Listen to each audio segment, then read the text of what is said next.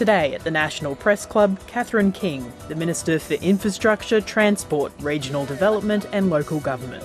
Ms King will be detailing Labor's agenda for more livable cities, suburbs and regions. Catherine King with today's National Press Club address.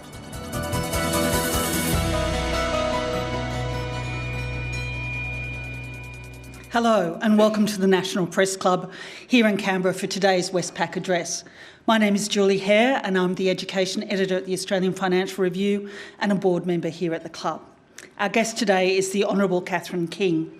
She's the Minister for Infrastructure, Transport, Regional Development and Local Government. And her address today is entitled Investing in Resilient Infrastructure and Building Communities.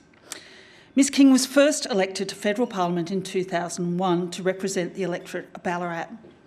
She has covered portfolios both in government and in shadow government in areas as diverse as health and ageing, transport and regional services. She holds a degree in social work and a Master's in Public Policy from the Australian National University, and recently, I actually can't believe this, she recently got a law degree from Deakin University. How she did that and her work as a politician remains to be a big question. Anyway, prior to entering Parliament, Ms King worked in the social welfare sector in Ballarat and later in the public service in Canberra as a Director of the Commonwealth Department of Health and Aged Care, and also as a Senior Manager at KPMG's Health Consulting Practice. You can follow the conversation on Twitter at PressClubAust or hashtag NPC. Please welcome Catherine King.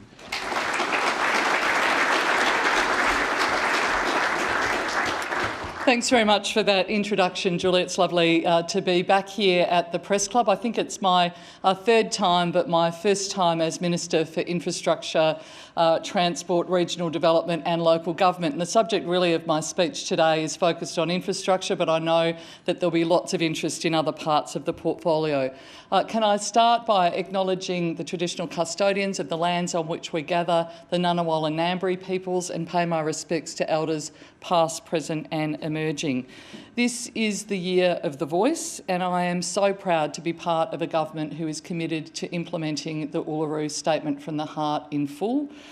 In a decade to come, I hope very much as a country that we look back on the year of 2023 and let us ensure that this is a year that we make progress on that long road to reconciliation. Can I also acknowledge my colleague Alicia Payne, who's one of the local members here and also making a huge contribution as part of our National Parliament and our Australian Government. To Ambassador Gallardo, Peru's Ambassador to Australia, Peter Duncan, the Chair of the Australian Rail Track Corporation, and to Mike Murdoch, former Secretary of the Department of Infrastructure and also someone I count as a good friend. Infrastructure, of course, plays an essential role in our nation's economy. Its industries employ thousands of people, building our nation, building our communities and keeping us connected with one another. From the biggest projects like Metronet in Perth to smaller projects like Mickleham Road in Melbourne, infrastructure shapes our lives. In 21-22, 8.9% of Australia's gross domestic product was accounted for by Australia's infrastructure industries.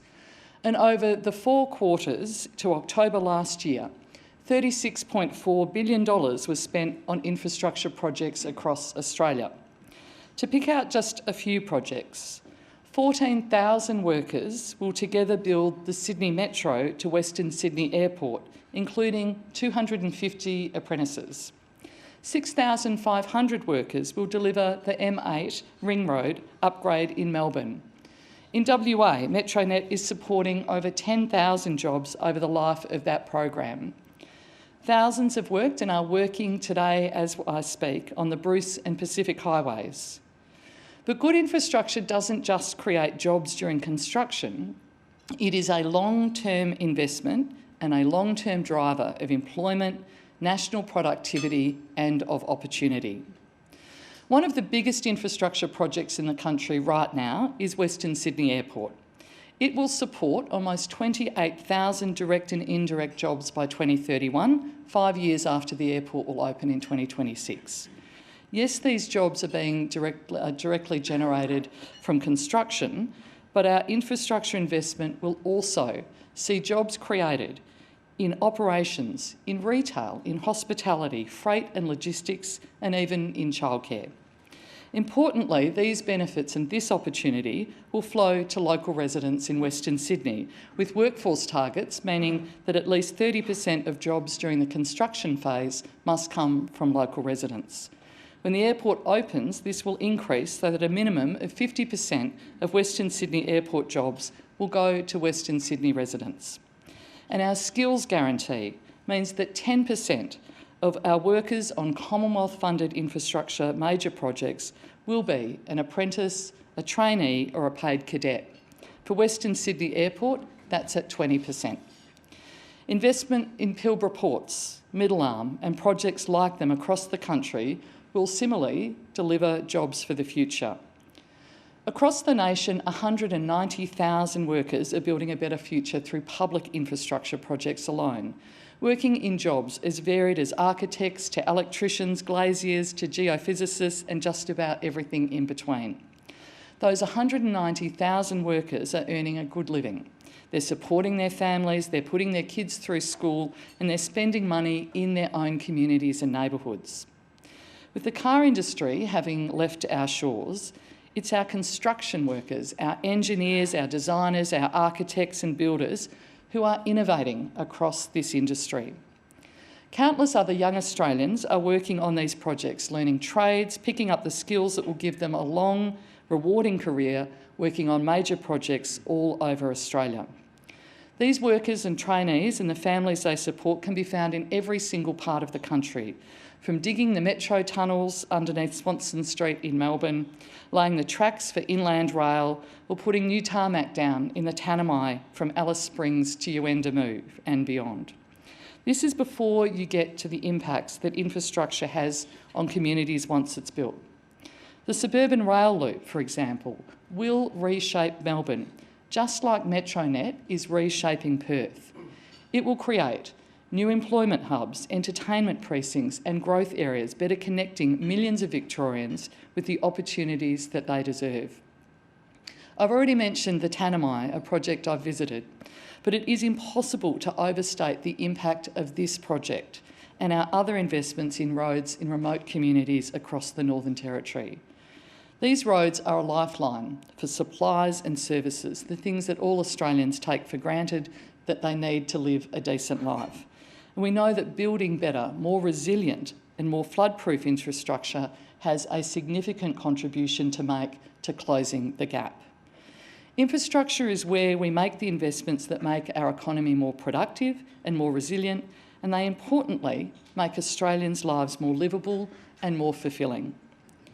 Smart infrastructure investment not only allows businesses to grow, but it allows people and communities to access new jobs and new opportunities.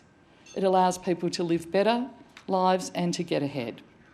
And yes, infrastructure has a critical role to do the economic job of improving productivity and creating jobs, as well as providing the sort of stimulus that the economy needs in downtimes, but that can't be its only purpose. Infrastructure is where we see economics meeting people, meeting their expectations, meeting their aspirations, and allowing them to meet each other. That's the point of it. To understand how infrastructure connects us, it's useful to consider when the alternate happens. What happens when these connections are not there and when they fail? Just last week I was in Fitzroy Crossing, and as you know, that community has been devastated by recent flooding. The Fitzroy Crossing Bridge, if you haven't seen the pictures, looks like a broken roller coaster. It's not meant to look that way. And locals are ferrying goods in tinnies across a fast-flowing river that is still flood affected. Sadly, 2 have lost their lives. For the local community, it means that their only connection east along the Great Northern Highway towards Katherine and beyond the east to Eastern Australia has been lost. And for the nation, it means that one of our significant freight routes, carrying cattle, fresh fruit and vegetables and the necessities of daily life, has been cut. In the short term, the Western Australian Government is establishing a barge service, but in the longer term, a new bridge will be needed to connect East and West Kimberley. It's a powerful reminder of how integral infrastructure is, as well as how we need to ensure our road and rail networks are sustainable, durable and reliable. A preferred proponent was last week named to construct the new Fitzroy Crossing Bridge, but the task of making our entire freight network more resilient will take years of effort and years of investment. The fact is that in 2023, that we were relying on a 1970s single-lane bridge to carry freight across year after year points to a significant problem. Significant vulnerabilities, not just in Fitzroy Crossing, but across our freight network as a whole. Phase 1 of Bitchery's Road and Rail Supply Chain Resilience Review makes it clear. The essential networks that we rely on have been neglected for too long and they are increasingly vulnerable. The document is publicly available and for those who are interested, it is absolutely well worth a read. What it shows is pretty startling. The critical freight routes that cross our continent are vulnerable. The Transcontinental Rail Line, the Stuart Highway, the Carpentaria Highway, the South Coast Highway in Western Australia and the main West Rail Line out of Sydney are all vital transport links and they are all rated at high risk. These routes struggle to cope at the best of times. As the climate changes, we will see more and more disruptions. The roads we choose to build and maintain, the rail lines we choose to upgrade and the investments we make, they matter. And there is significant lost opportunity when we don't make those investments. The simple fact is that the past decade, where the Liberal and National Party treated the infrastructure investment pipeline as their own election fund, has been one of significant lost opportunity. They chose to spend money on commuter car parks, urban congestion projects and roads of strategic importance that miraculously seemed largely only to be needed in Liberal and National Party seats. That's why I am so determined that Commonwealth investment is targeted, that we invest in projects that deliver productivity growth, connect communities, future-proof our freight routes and deliver both economic and social returns. Ensuring that we get the benefit underpins the decision that I as a minister and we as a government have made so far. A prime example of the previous government's failures and the serious impact of this is Inland Rail. I want to remind people the reason that Inland Rail was invested in the first place: to increase our nation's productivity, to take freight off our already congested roads and to move them efficiently and safely by rail, and to get goods to market more quickly. The previous government, I think, lost sight of this. They didn't see it as a project that had those goals, and under my predecessor, frankly, I think the project became something of a strange vanity project for him. And now Inland Rail, it is way over budget and it is way behind schedule. To get it back on track, Minister Gallagher and I, together the shareholding ministers of the Australian Rail Track Corporation, tasked Dr Kerry Schott to provide us with a review into the entire project. And she had a very big job on her hands. Katie and I are working closely with our Cabinet and ARC colleagues to finalise a government response to Dr Schott's review, and we'll release that review and the response together. And we will have more to say on that in the not too distant future. But I can tell you, when you see the report, it does make for gripping reading to those who want to learn the lessons about how not to do nation building. Dr Schott found significant concerns about the governance and the delivery of the project. It is frankly a damning indictment on the National Party and a salutary lesson as to why they should never have their hands on portfolios with large discretionary funds again. When I think of the project, I believe those original goals are still incredibly important, particularly as we consider how to improve the resilience of our national freight system and our supply chain. Across rail, industry tells me that their networks, largely owned and operated by ARTC, effectively faced closure on 20% of days. The track from Mossvale to Unanderra was closed for 209 days to October last year. Tracks to Port Augusta and through the Hunter Valley have seen recent disruptions. And the important tracks from Parkes to Broken Hill, a key node for our east-west freight link, was closed from late October to late January, forcing trains from Sydney to Perth to detour via Melbourne. We need to build more resilience into our network. Indeed, it was with lessons like Inland Rail in mind that the Prime Minister asked me to review Infrastructure Australia and to do the work necessary to revitalise that organisation as the Commonwealth's independent advisor on nationally significant infrastructure projects. It was established in 2008 by the now Prime Minister to provide the Commonwealth with advice on developing the infrastructure investment Australia needs for a better future. It was set up to be a rigorous, expert independent body to provide advice to the Commonwealth Government about priority infrastructure investments. But over recent years, it has tried to do too many things and ended up being sidelined by a government that frankly wasn't interested in its advice. Guided by the advice of Nicole Lotwig and Mike Murdoch, who's here today, our changes will put in place a stronger, more focused Infrastructure Australia. I'll be introducing legislation and then appointing 3 commissioners to lead the organisation into the future. The revitalised Infrastructure Australia will produce a more refined, more targeted infrastructure priority list.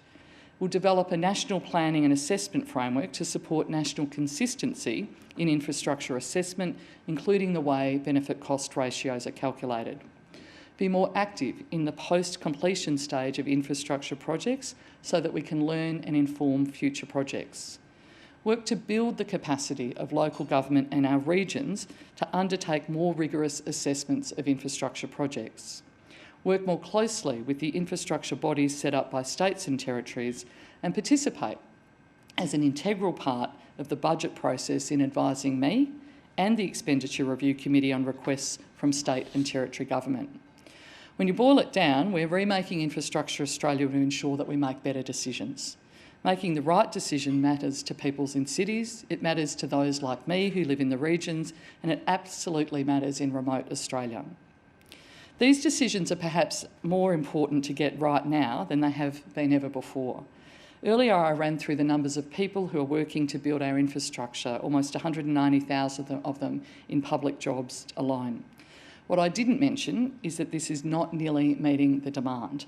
Infrastructure Australia's workforce supply dashboard tells us that there is currently demand for 283,400 workers across the infrastructure sector. That's a shortfall of over 94,000 workers. In September this year, the shortfall is due to peak at about 112,000 workers. And this shortage is particularly felt in relation to engineers, to surveyors, to project managers and labourers, amongst many others. The shortage is hitting every state and territory, and it's been combined with rising costs in construction materials. At a time like this, we can't build everything at once. People like me would love to, but we can't. We have to be strategic and we have to ensure that we don't add to inflationary pressures. And without getting too political, we have to work out which projects are deliverable and which are just political window dressing. These are not easy decisions to take, but I would rather be honest with people now than to do what the previous government did, building hope that an undeliverable project would one day be built. And I want to give a current example. You might be aware in the seat of Aston there's a by-election. In this electorate, the previous government made 3 upgrade promises ahead of the 2019 election, an election I don't think they expected to win, but one that they were desperate to make sure that they hung on to a number of seats. Aston was one of them. They made commitments to Napoleon, Dorset and to Wellington roads. The previous government claimed that the Commonwealth would provide 100% of the funding for these 3 roads. They committed $50 million to Napoleon Road, $50 million to Dorset Road and $110 million to Wellington Road, $210 million in total. They all sound good. They're great projects. But the problem is, for me to actually build them, I would have to find $1.3 billion. This money was not in the budget, and there are examples such as this littered right the way across the infrastructure investment pipeline. We did some of the work of cleaning up this mess at the last budget, but there is of course more to be done. A major part of this involves working very closely with all levels of government to identify the actual costs of project and when they can be delivered. In the current economic climate, we're working across the Federation to streamline the infrastructure investment pipeline, ensuring that key projects are prioritised and Australians see improved equity, transparency and value for money. To help with this end, I've been working with my state and territory colleagues through our regular infrastructure and transport ministers meeting to refine our work plan and to focus our time on a core set of objectives. This new work plan will guide our activity to the end of the year, and it will be updated with priorities as they shift. It focuses on market capacity constraints affecting the construction industry, improving the interoperability of rail systems, decarbonisation of infrastructure and transport, heavy vehicle productivity, and importantly, road safety. These reforms might not always be glamorous, and I'm not expecting to see them on the front pages tomorrow, but it is strong foundations like this that allow us to build an infrastructure pipeline that will stand up. Of course, this more targeted investment in infrastructure should also bring with it advances in the road towards net zero. As it is across the government, it is a key focus of mine. Assisting our transport and infrastructure sectors to contribute to our net zero target is an enduring focus and one that requires a detailed roadmap to guide our efforts. From road to rail to water and in the air, we're working across industry and across the economy to decarbonise essential industries. We're encouraging the uptake of electric vehicles and rolling out charging infrastructure through our National Electric Vehicle Strategy. We're looking at Euro 6 standards for heavy vehicles and fuel efficiency standards, and Chris Bowen and I will have more to say on a range of important initiatives when our electric vehicle strategy is launched in coming weeks. On the seas, we're partnering with global partners to deliver green shipping lanes, while in the air, we're working with industry to increase the use of sustainable aviation fuels, ready to help that very difficult to abate transition to a cleaner future. Just yesterday, I was at the Avalon Air Show hosting a Jet Zero roundtable, while at the same time on display outside the room were SAF-fuelled helicopters and jet engines. The future is clean, the future is coming, and we need to ensure that it comes with jobs and investment here in Australia. This is an attitude that is now spread across my department and, of course, across government. We've established a task force in the Department of Prime Minister and Cabinet to advise the government on how to support those regional communities in particular as Australia transforms to a net zero economy. And a net zero unit has been established in my department to identify how the infrastructure portfolio can work across government and with the transport and construction sectors to help achieve net zero and improve the resilience of our transport networks and supply chains in the face of ever-increasing extreme weather events. That's why we're investing in projects to support the Port of Newcastle and the Hunter region becoming hydrogen ready, alongside the Townsville Hydrogen Hub and others in places like Tasmania, Gladstone and in the Pilbara. Investing in greener technologies and getting to net zero isn't something that we can pick and choose, it's an obligation on all of us. In the time remaining, I just want to briefly turn to some of what's next. Just like I'm determined to prioritise the hard work of building resilience over empty announcements, I'm determined to maximise the role of government in the places we live, leveraging our position as an investor in people and places to help grow the economy and to improve the communities that we all call home. It's one of the lenses through which I look at infrastructure investment. It's particularly how I approach the task of our investment in the Brisbane Olympics and the Paralympics. We inherited from the previous government and previous Prime Minister one line in a letter: no funding appropriated, no actual venues chosen and no costings completed.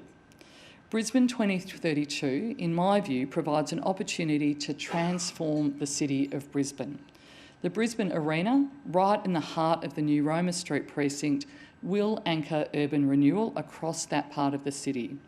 It will change how the place feels, how we interact with it now and into the future.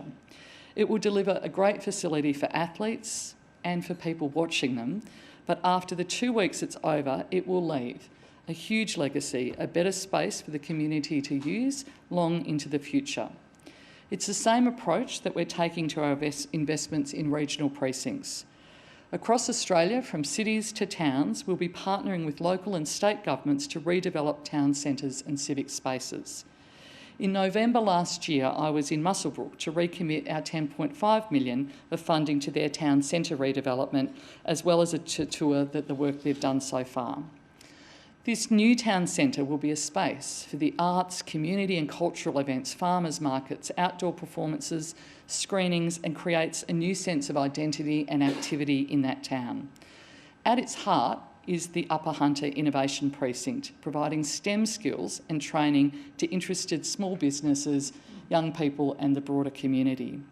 The Mayor, Steve Reynolds, told me that it would also act as a catalyst, encouraging private investment and driving the continued redevelopment of Muswellbrook. You don't have to take his word for it though, you can see it yourself with stage 1 of the project almost finished. It's a much smaller stage than the Olympics, but you can see the incredible change it's brought to that town and the community that call it home. It's these sort of investments that I want to see across our regions and towns. Some of the city deals of the previous government, like that in Launceston, developed by the previous government and developed and being implemented by ours, they managed to achieve this. It's a really good project. They're really good projects. But most others became little more than a disconnected grab bag of election commitments. I'm determined to see that change and to see opportunities for urban renewal at the heart of what we as a government can leverage with our programs. It is an incredibly exciting time for infrastructure. We need to keep making those important investments that get us home quickly and safely and build a better future for communities large and small. But we need to recognise that we're living through a time of great change, and the decisions that we make now can set our nation up for a stronger future. This portfolio deals with the long game. Building things takes a long time and there is no way of getting around that. The Albanese government's job, and my job, is to set the guiding principles and to make sure we invest in things that make a real difference to people, not just build things for the sake of it. When it comes down to it, the role of this portfolio is to build the resilient and productive backbone of the nation that gets you home safely, gets you home quickly and builds a vibrant community filled with opportunity. It's about making our roads safe, our rail reliable and the places we live, great places to live. Thank you very much for your time here today.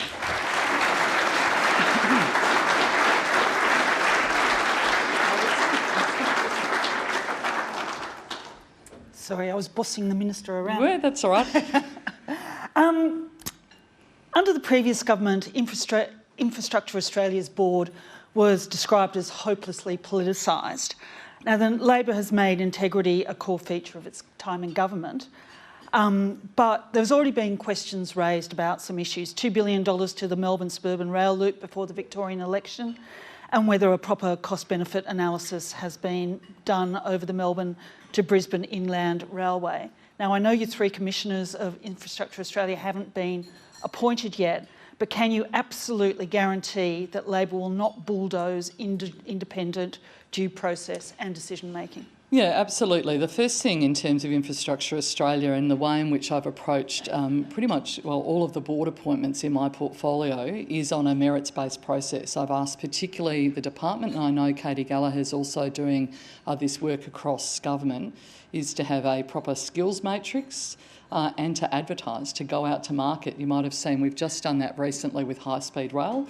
We're asking people to apply for this board. I'm not looking for political appointments. I'm looking for people who fill the skills matrix. And I think you'll see when the Inland Rail report comes out why it's so important to actually do that to deliver these projects. Okay.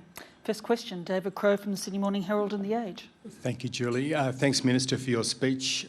Just picking up on one of the themes there, you mentioned Inland Rail going over cost and also behind schedule. Snowy 2.0 is over budget and also behind schedule.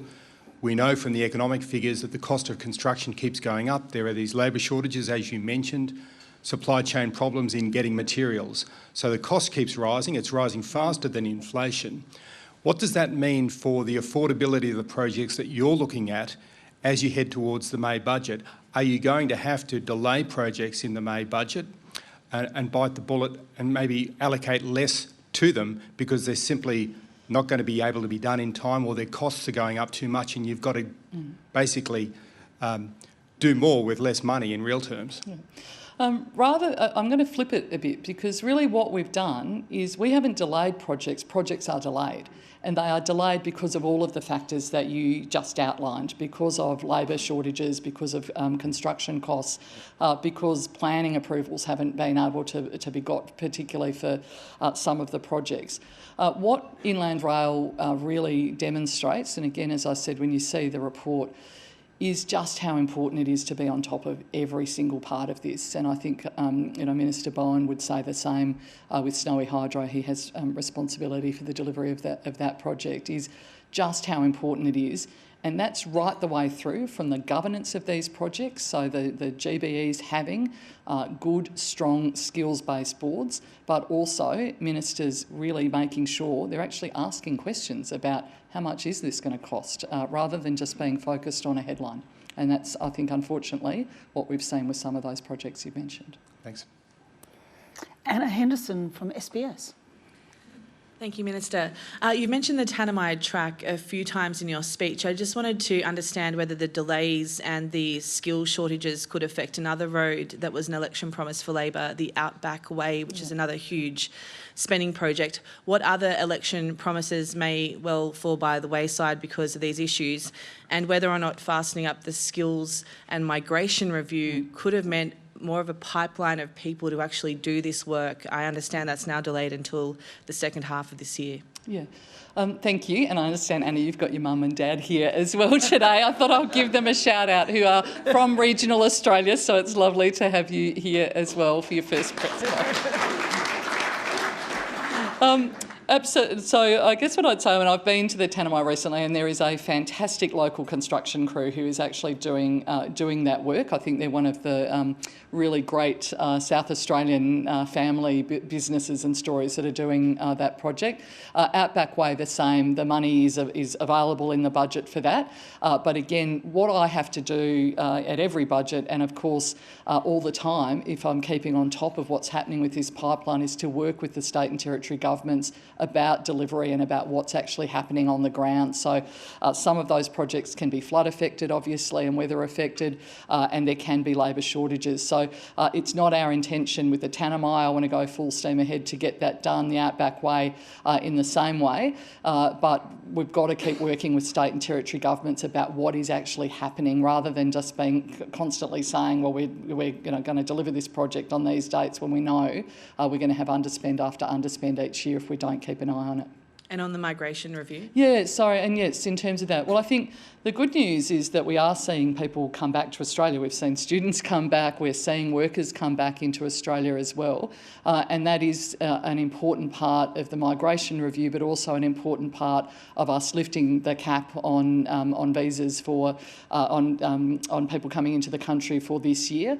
But we think very strongly that this is, you can't do one without the other. We have to train more Australians to actually take these jobs. It's why 180,000 fee-free TAFE places was part of our election commitment and part of our delivery in the October budget, training more Australians here. The skills guarantee to actually build in the requirement for construction companies to employ apprentices, trainees and cadets to actually get that future workforce. But migration is going to have to play a part as well. And I'm working closely with Claire O'Neill and Andrew Giles on that. Thanks, Anna. Ben Westcott from Bloomberg. Thank you very much for your speech, Minister. Ben Westcott from Bloomberg. On high-speed rail, now you're currently seeking board members for your authority. You mentioned in your original release, when that bill was passed, the business case for it that was organised under the previous infrastructure minister, Labor infrastructure minister. You might have heard of him, Mr. Albanese. He reminds me every now and then. Yes. In that, he said there was a $2 return on investment for every $1 spent. There was also a cost of more than $100 billion. Under your government, you've said that you will focus very much on following the advice, following the experts on infrastructure decisions. If it comes back that high-speed rail is too expensive and does not make return on investment, will you sort of abandon the dream once and for all? So the first thing is in terms of high-speed rail, and one of the roles of the High-Speed Rail Authority and of the board will be to redo the business case for high-speed rail. So obviously that's important. We've said very closely, the first part of it, I think, of course we want to build the entirety of it, but you have to start, and the start has to be Sydney to Newcastle. I think in terms of the last business case was done, that was seen as the most viable part to start at in terms of the volume of people commuting and the volume of people living there. I think that will only become stronger, and that's really the focus in those first early years of the High-Speed Rail Authority. We'll of course ask them to work closely with Infrastructure Australia on the financing mechanisms for how we actually deliver and do high-speed rail. We'll have to work with the New South Wales Government. They've got money already on the table for faster rail in that area, whether we combine those projects. So there's a big task to do. I'm determined to see it done, but of course we want to make sure it doesn't become another inland rail, that we're not seeing its cost blow out, that we're really carefully managing that and we're doing what we can actually deliver. And that's why, whilst there's lots of people saying we want you to build Canberra to Sydney tomorrow, we want you to build the Melbourne link, everybody wants those things, I'm very, very focused on that Sydney to Newcastle bit, because I think that is where really the business case will stack up. But we have to do the work, and but you have to start that, and that's really what the legislation and recruiting a new board and a new chair or a chair to this organisation is all about. Thank you. Thank you. Can I just ask a question about regional Australia? So there was a report from Regional Australia Institute today about the movement of people not just out of cities but from the sea changes and tree changes during COVID to places like Noosa and Byron Bay, moving further out into really regional areas. Obviously there's issues of infrastructure when you start getting movements of people, and there's also issues of services around education, hospitals, etc. Have you got any modelling that would suggest that we're going to see a continuation of that sort of migration, west of the Dividing Range? Yeah, it'll be interesting to see what's settled, and I know Liz is here from the Regional Australia Institute, who are doing great work, like actually bringing these really interesting population movements out, but also backing that up with evidence and good research as well. It'll be interesting. I don't know, I guess is the short answer to that. It feels like it is a change that is staying. I think, obviously COVID saw a lot of people, my hometown of Ballarat, we saw a lot of new families move in, and they're staying. They're staying wanting to have a different work-life balance. Many of them are still now back to commuting to Melbourne as well. And as you said, we're seeing those sort of regions that have become really very expensive to live in, see people move out of those. I think it is a trend. I think it is a trend that will continue. But what it does require governments to do is to think between local, state and federal about where do you invest money and how do you invest money. We've developed a regional investment framework that really largely is about making sure government invests in people, so building the capacity of our people, including our local councils, to be able to lead change in regions, investing in our places, so livability and infrastructure, investing in services and investing in our economy, and that'll certainly guide the way in which government looks at region by region. We're obviously highly focused as well on those regions where we know that there will be transition and changes coming, and that's part of the job that Prime Minister and Cabinet and the task force they've established is doing as well. Okay, thank you. Sarah Ison, The Australian. Thanks for your speech, Minister. You mentioned electric vehicles, and just on that, I wanted to ask, obviously electric vehicle owners don't pay a fuel excise, and that excise goes in part to things like the upkeep of roads. So is the government going to look at a fuel use tax? Or if not, what plan do you have to make up for the loss of that fuel excise going forward? And if I could just follow up on Crowe's question, just regarding Snowy, would the government consider a gateway review process? That's a review at every step of the way, just like state and territories do for infrastructure. This is being advocated by Infrastructure Australia and so on. So on that question, so on Snowy, I'll leave that to Chris Bowen to answer about that, but we are required. So there are milestones that are built in through the infrastructure investment pipeline that actually require, where projects are up to. I see those fairly regularly. Whether there can be an improvement on that, I think part of what the review of Infrastructure Australia said to us very clearly was that that sort of post-project evaluation phase is not something Infrastructure Australia has done previously, but it actually does need to have a really critical role in saying, well, where did things go wrong, and where did they go right, and what do we need to learn by that? So that will certainly be built into the legislation, but part of the infrastructure investment pipeline is my department works very closely with their counterparts to actually look at where project milestones are, and we've asked states and territories to be much more forthcoming in some of the data around that so I can make clearer decisions about the flow of money. In terms of the other part of your question, can you just repeat that again? The EV and the fuel excise. So, if you consider road use tax. Yeah, so at the moment you'll be aware there's a High Court challenge. A number of states have introduced, in the absence of a sort of national model around this, have introduced that. So really we're awaiting, we'll see what the High Court has to say about the state and territory taxes. We flagged in the consultation paper on the electric vehicle strategy that this is an issue that is going to be challenging for going into the future. But I think there's a real danger here. At the moment, we're really in the mode of 2% of vehicles are electric vehicles at the moment. We're really in the stage where we're actually trying to incentivise and encourage uptake, and that includes me looking at fuel efficiency standards as well. We're in that phase at the moment. We're not at the stage at this stage of then looking that we've got a critical mass of electric vehicles where we're going to have to replace that revenue. We're not at that stage yet. Thank you. Tom Lowry, the ABC. Hi, Minister. Tom Lowry from the ABC. Thanks for your address. Can I just get you to elaborate a little more on the challenges around inland rail? I appreciate Kerry Schott's review is still on your desk, but I was wondering, has the cost been revised upwards? Will those trains ever reach Gladstone, and how significant are the changes you're prepared to make to that project? Sure.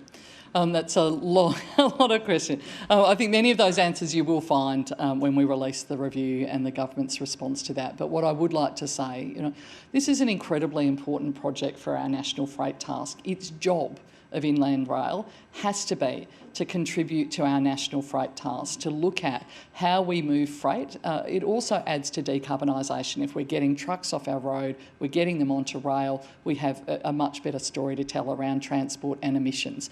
So it is an incredibly important project. I also acknowledge very much for towns like Moree, for Parkes, for Wagga, this is an incredible economic opportunity for them, and you're starting to see industrial zones, intermodal hubs built around these communities. And Kerry Schott's report absolutely reiterates the importance of inland rail. There is a separate process that the previous government started around the business case to Gladstone. We haven't received that. I think the Queensland government is running that, and we'll obviously look at that when that comes in. But a lot of your questions will be answered when the report comes out, but good try. Melissa Code, the Mandarin. Hello, Minister. Melissa Code from the Mandarin. Last year, Infrastructure Australia released the 2022 Market Capacity Report, and it gave advice to people involved, public servants involved in the infrastructure portfolio, to be better at risk management and also better with proactive sequencing of major projects.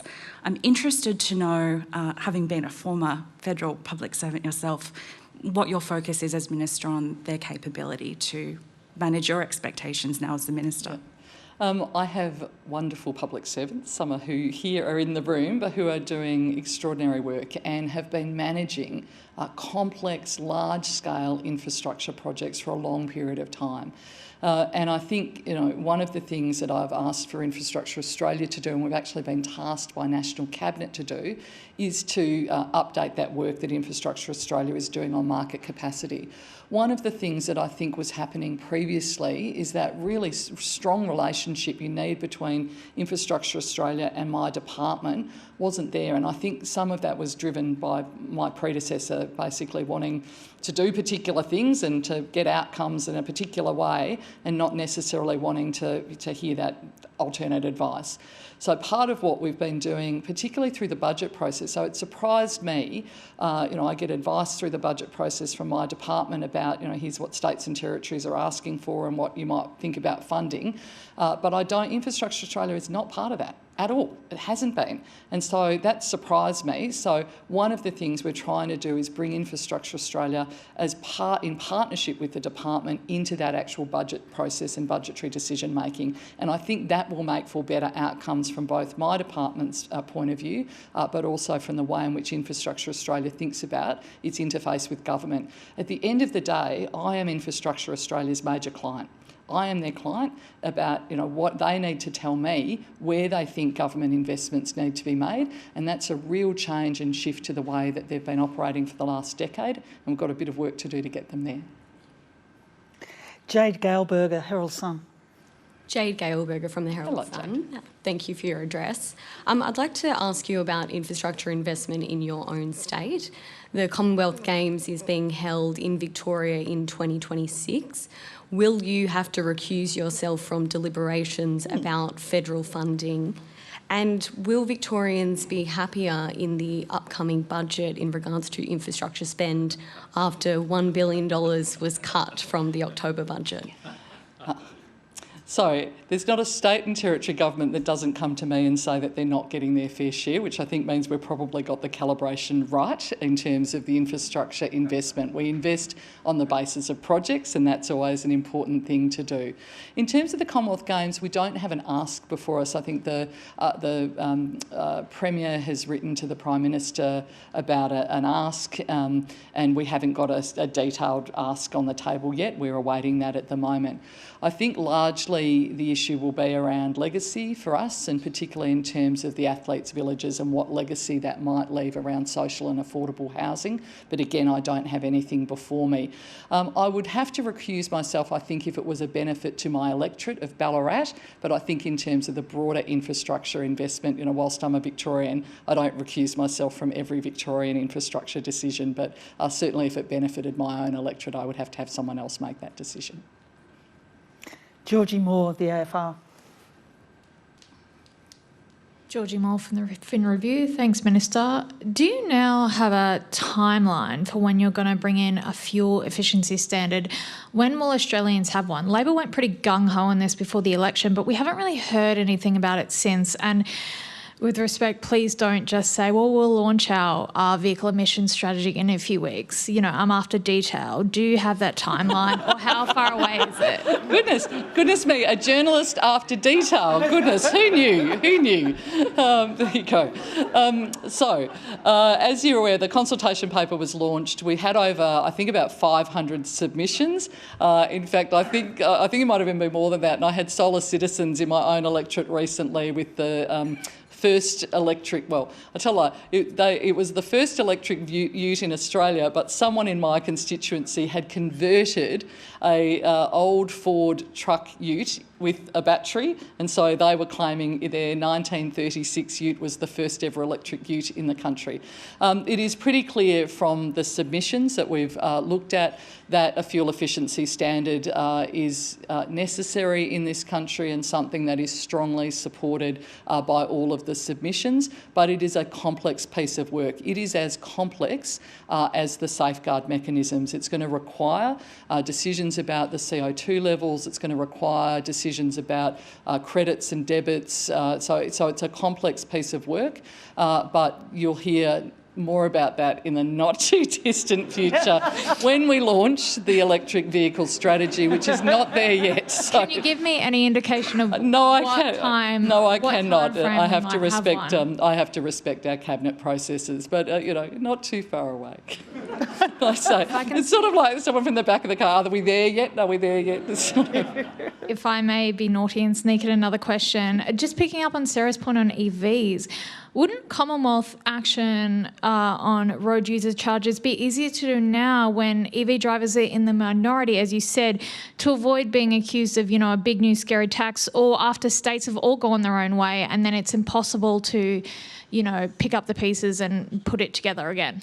Well, I guess the problem we've got at the moment, and we are in the position. Basically, the previous government, they knew that this is a long-term issue that we're going to have to deal with. Obviously, we already have a road user charging model in relation to heavy vehicles, but at the moment we have got different states doing different taxes, and I think we're going to wait until see what the High Court says. We're obviously a party to that. We're opposing what states and territories have done. That's a big call for us to do, but we have done that, and we're going to wait and see what happens there. We mentioned it in the consultation paper on the EV strategy, but we're not contemplating it right at this point in time. Thank you. Paul Sakal, the Sydney Morning Herald and The Age. Thank you. Thanks, Minister. Paul Sakal from The Age and Sydney Morning Herald. The Aston by-election you mentioned, the 3 roads, Dorset Road, Wellington Road, Napoleon, it sounded like, correct me if I'm wrong, but you said they were meritorious roads. They would be nice to have. There just wasn't the money there. Yeah. Do you have any intention on revisiting those projects? Could they be announced before the by-election? And no. If not, if they are meritorious and you're not looking to go back to them, does that provide some evidence that the Labor government's disinterested in a seat that was until the last election a very safe Liberal seat? No, I wouldn't read that in. I know the area well. I grew up in the southeastern suburbs of Melbourne. I know, and I think I've got a sister-in-law who lives there who rang me about Wellington Road in particular as well. I grew up off Wellington Road. Yeah, there you go. Yeah. So you might have an interest in there, or we might have grown up in similar suburbs. Look, this is the problem I've got, is that we have been left with a budget with $1 trillion of debt. We have got growing expenditure in a range of areas that we don't have a lot of control over, so whether it's from the National Disability Insurance Scheme, our social security age pension payments, etc. I'm a member of the ERC, and I see every day that there are fantastic and great proposals being put forward by colleagues. But I've got a role to play to make sure that our budget and our pipeline is sustainable. And being honest with people, this is what happened with those 3 roads. There was never enough money announced to build those roads, and for me to find, in the context of the current budget, an additional $1.3 billion, and that's without one of the other projects I see, I think Alan Tudge put on he sent an email out to everybody when he was leaving, was also Monash Rail, which is the Rowville Monash Rail, which we also cut in the budget. That would take it up to about $3.3 billion I would have to find to actually build those projects. It is just not realistic in the current budget context, and that's just one seat in one electorate in one state. That is replicated right the way across the country when you look at the 800 projects that are in the infrastructure investment pipeline. Next question, Luca Itamani from the Australian Financial Review. Thanks, Minister. Luca Itamani from the Financial Review. So you mentioned the Western Sydney Airport in speech. The proposal for that project included, between the New South Wales and federal government, metro rail links, rapid bus links, new roads. Now, all of those projects are facing issues at the moment. Metro links are under review or delay. Roads are still under construction, still facing significant congestion. And the New South Wales government is concerned that those rapid bus links may not end up being delivered, and has called on the federal government to, in Premier Perrottet's words, stump up the funding. Does the government have any concerns that the viability of that project is being limited by these connection concerns? So the first thing is we've started on the Western Sydney Rail. So I was there with David Elliott, actually, where we turned the first sod on that. So that project started, and the road projects are well underway. There's this myth that somehow emerged, I've seen it a couple of times in the media now, that I want to squash really firmly. The National Land Transport Act says the Commonwealth does not fund buses. We've never funded buses. We don't fund public bus services. The city deal, the Western Sydney City deal, makes it absolutely clear that the bus network is the responsibility of the New South Wales government. Absolutely makes it clear, and in fact Malcolm Turnbull, who signed the deal, actually rang the Prime Minister to confirm that. So can I say very, very firmly, if Dominic Perrottet is concerned about the bus links to Western Sydney Airport, he better get a wriggle on and he better fund them and build them. Thank you. Tony Melville, National Press Club Director. Tony Melville, Minister. The number one issue for businesses across the country at the moment is skills and labour shortages. For the regions, it's particularly intense. And one of the barriers to getting people to go to the regions is housing shortages. It's hard to keep people there, hard to find places to live. It can be expensive in a lot of areas. So what's the government's thinking on addressing that issue? And I suppose associated with that as well as the migration issue. How can you get more migrants, either temporary or permanent, to go to the regions to help fill those gaps? Well, the first thing, we've got legislation in the Parliament, it's passed the House and it's before the Senate on the Housing Affordability Fund, and that is really critical to actually being able to get investment in social and affordable housing right the way across the country, but particularly in the regions.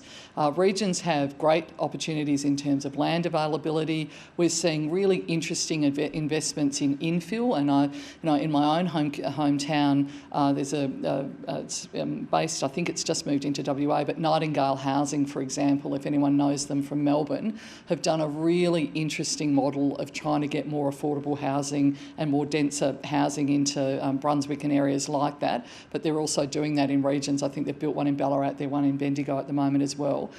There are housing associations and local governments in regions right the way across the country who are hot to trot on this.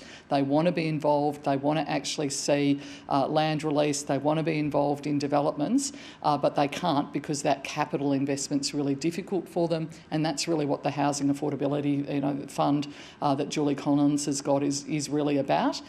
In terms of obviously migration, we talked a little bit about that before.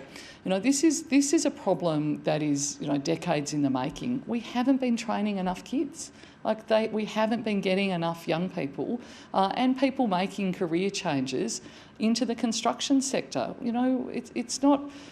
I've got an engineering school in my hometown. There is hardly any students. That we built this magnificent engineering facility when we were last in government, but just trying to get people to get into engineering. It's been, I think, a really big problem in terms of that focus. COVID has obviously exacerbated that because we were papering over the cracks with that with people from overseas. But we've got a really big issue about how do we actually build and develop and grow this workforce for the future, get kids into that sector, get more women into the sector, at the same time as still having to rely on migration, but not only doing that. The Morris Riley, on behalf of our director, Tim Shaw. Yeah, Tim Shaw, I'm asking this for. Tim asked me the last time he asked me whether when I had health, whether I was an organ donor. I think that was what he asked me, I remember. And you said you played the piano. I said I wasn't a current organ donor because I would have had to have been dead. But no, sounds terrible, but I was on the register. Yes. I think I've forgotten my question. Here we go. Sorry, Morris. Minister, Brisbane Airport. Yep. Community members say you are not engaging with them on curfews and noise, etc., that apply to Australian airports. What's your response? Well, what I would say really clearly is that we are not intending to implement a curfew or a cap on movements at Brisbane Airport. That would have significant economic consequences for the great state of Queensland and for Brisbane Airport. It's been an issue that has been weaponised by the Greens, frankly. They campaigned and used it in a campaigning way, and many of the people engaged in the community organisations were part of that protest movement, frankly. What they're asking for is a curfew, I think, from 10 until 6 and a cap of movements on 46 per hour. If you compare that with Sydney Airport, it has a cap of 80. They're asking for, frankly, what is probably one of the most extreme measures on an airport anywhere in the country, and we simply cannot do it. What we are trying to do, though, is mitigate the noise. So I think it would be fair to say that aircraft noise wasn't as strong a feature on Air Services Australia radar as it should have been. I think that we saw with the opening of the new runway in Brisbane, it obviously opened during COVID, so I think it's, the aircraft have come roaring back, really, which is a great economic story for us. But and has meant that people in Brisbane have been experiencing noise where they haven't experienced it before. We are seeing more flights come in over the bay, which is a good thing. That helps to mitigate the noise. We've got an independent group being established, which we've committed to do. We're in the process with terms of reference, have signed off on that, and we're in the process of getting membership for that. And that really will be the way in which I engage with the community. I'm not going to promise to people in Brisbane or any of the other airports that I'm going to completely stop aircraft noise. I'll do the best we can to get Air Services Australia to work with me to mitigate that noise, but the things that this community organisation, they've basically said if I don't do a curfew, they're going to protest, and unfortunately then they're going to have to protest because I cannot do what they're asking me to do. Thank you. And our final question from David Crowe. Thanks, Julie. Minister, one of the big issues around at the moment in federal politics is whether to stop investment in new coal and gas. This is what the Greens want with the safeguard mechanism, also with the National Reconstruction Fund. You mentioned the Middle Arm project in the Northern Territory. Some people hate that project because they see it as a way in which to export more gas. What is your response to people who say, make sure your infrastructure projects do not support new gas and new coal? Can you do what they want? Well, of course not. We know that gas and coal are going to continue to have a role to play in the way in which our energy operates in this country. And obviously, through Chris Bowen's portfolio, we have a very strong focus on bringing renewables in, trying to, we obviously have a commitment to net zero and to do all of that work, and we're confident that that is where we'll get to. But what I would say with projects like Middle Arm, with projects like the Pilbara at Port Hedland we're at, what I am interested in is not funding one company over another or one industry over another. I'm interested in building that common user infrastructure that enables new industries to come. And Middle Arm in particular is a really critical economic story for Darwin and for the Northern Territory. Providing an opportunity for new businesses. Our focus has to be obviously on green hydrogen, on renewables. They've got Sun Cable coming, hopefully, if we can get that back up. But that's coming. That is a large focus. I think they've had about 30 different industries interested in Middle Arm. It's got to go through really rigorous environmental approvals, which haven't even started as yet. But what I am interested in is investing in that common user infrastructure, not benefiting one company over another, but really does see jobs and growth, and particularly tries to see renewable investment in Australia. But we're not banning coal or gas. Thanks. Okay. Minister, thank you so much for your time today. Thank you.